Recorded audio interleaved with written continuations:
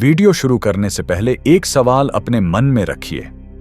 अगर इतिहास की किताबों में लिखा गया सच अधूरा हो और असली कहानी जमीन के नीचे दबा दी गई हो, तो क्या हम कभी उसे जान पाएंगे?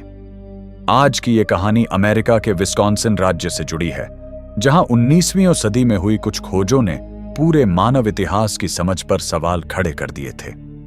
1800 के दशक का अमेरिका तेजी से बदल रहा था। रेलवे लाइंस बिछाई जा रही थीं, नए खेत तैयार किए जा रहे थे और पहली बार बड़े पैमाने पर जमीन की खुदाई हो रही थी। इसी दौरान विस्कॉन्सिन और उसके आसपास लोगों की नजर अजीब तरह के मिट्टी के टीले, माउंड्स पर पड़ी। ये साधारण प्राकृतिक टीले नहीं थे। कुछ जानवरों के आकार जैसे थे, कुछ इंसानों की आकृति में बने थे और कुछ का आकार इतना विशाल था कि उनका कोई स्पष्ट उद्देश्य समझ में नहीं आता था। जब इन माउंट्स की खुदाई शुरू हुई, तब कहानी पूरी तरह बदल गई। मजदूरों और किसानों को पत्थर या मिट्टी के बजाय हड्डियां मिलने लगीं, लेकिन ये हड्डियां सामान्य मानव कंकालों जैसी नहीं थीं। जो अवशेष बाहर निकाले गए वे इंसानी ढांचे जैसे जरूर थे, लेकिन उनका आकार असामान्य था। कई जगहों से रिपोर्ट आई कि कंकालों की लंबाई 7, 8 और कुछ मामलों में 9 से 10 फीट तक थी। खोपड़ियां लंबी थीं, जबड़े सामान्य से बड़े थे और शरीर का अनुपात किसी साधारण इंसान से मेल नहीं खाता था।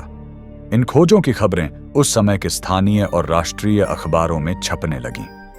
अलग अलग इलाकों से एक जैसी रिपोर्ट्स सामने आईं, जिनमें विशाल कंकालों और उनके साथ मिले औजारों का जिक्र था। कुछ कब्रों में तांबे की बनी वस्तुएं मिलीं, कुछ में पत्थर के ऐसे हथियार पाए गए जिनका डिजाइन झात नेटिव अमेरिकन संस्कृतियों से मेल नहीं खाता था। सवाल साफ था, अगर ये लोग वही नहीं थे जिन्हें हम जानते हैं, तो फिर ये थे कौन? स्थानीय नेटिव अमेरिकन जनजातियों की कहानियां इस रहस्य को और गहरा कर देती हैं। उनकी मौखिक परंपराओं में लंबे, शक्तिशाली प्राणियों का उल्लेख मिलता है, जिन्हें वे अपने पूर्वजों से अलग मानते थे।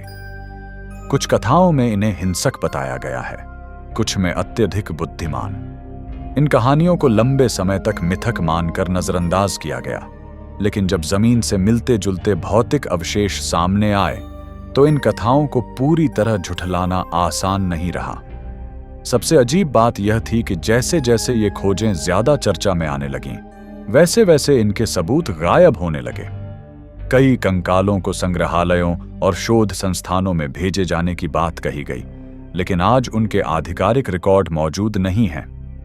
कुछ मामलों में संस्थानों ने बाद में दावा किया कि ऐसी कोई खोज हुई ही नहीं थी। अखबारों की कतरनें आज भी मिल जाती हैं, लेकिन जिन भौतिक अवशेषों की बात की गई थी, वे लगभग पूरी तरह लापता हैं। यहां सवाल उठता है, अगर ये सारी खोजें सिर्फ गलतफहमी या अतिशयोक्ति थीं, तो उन्हें व्यवस्थित रूप से गायब करने की जरूरत क्यों पड़ी? सैकड़ों अलग अलग रिपोर्ट्स, अलग अलग लोगों और जगहों से आई खबरें क्या एक सामूहिक भ्रम हो सकती हैं? या फिर ये खोजें मानव इतिहास की उस स्थापित समय रेखा से टकरा रही थीं, जिसे बदलना किसी को मंजूर नहीं था? आज भी विस्कॉन्सिन में कई माउंट्स मौजूद हैं। कुछ को संरक्षित किया गया है, जबकि कई को विकास के नाम पर नष्ट कर दिया गया। उनके नीचे क्या है, यह अब शायद कभी पूरी तरह सामने ना आ सके। लेकिन यह कहानी हमें याद दिलाती है कि इतिहास हमेशा उतना सीधा और साफ नहीं होता जितना हमें बताया जाता है। अगर कभी आपको लगे कि हमारे अतीत के कुछ अध्याय जानबूझकर अधूरे छोड़े गए हैं, तो विस्कॉन्सिन के दैत्यों की ये कहानी उस शक को और मजबूत कर देती है। शायद ये विशाल कंकाल कभी सच में मौजूद थे या शायद नहीं, लेकिन ये सवाल आज भी जिंदा है। क्या हम अपने इतिहास के बारे में सब कुछ जानते हैं, या फिर कुछ सच आज भी मिट्टी के नीचे दबे हुए हैं?